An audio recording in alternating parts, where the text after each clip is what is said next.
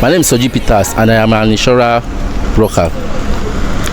So I believe in better Nigeria, but we still have a long way to go for us to achieve a better Nigeria. One thing that is have to start with our leaders, that putting the feelings, the how do I put it now, what the citizens are going through. It should be number one in their hearts, because so many of our politicians, our leaders, they only care for their pocket. They don't care about the life of a grassroots Nigerian, or until they put themselves in the shoe of those grassroots Nigeria. That's the beginning of we having a better Nigeria. For instance, in the educational sector, we have so many schools that students sit on the floor, and these schools are government schools that are supposed to be owned and managed by government. We see pupils, students sitting on the floor. How do you want to explain that? And we want a better Nigeria. A society without a good education is a society that the tomorrow will definitely fail.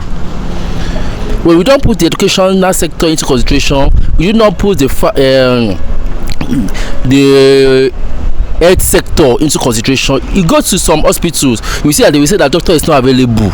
Can you imagine? If somebody that have a critical, as is in pain, that needs urgent attention, telling such a patient that doctor is not available, and we want a better Nigeria, and our leaders, they will travel abroad just for headache.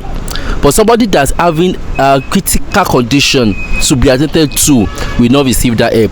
Why? Because he is poor, because he's not related or to a one big man. He does not have a godfatherism. Even apart from those two sectors, let us look into the food. Our farming has really gone down. Leaders, our politicians, they pay no attention to farmers. They only pay attention to mechanized farmers.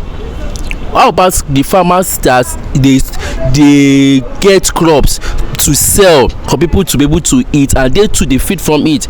They are only after people that will export goods and get foreign exchange in return, or foreign income in return. What happened to people that are at the grassroots?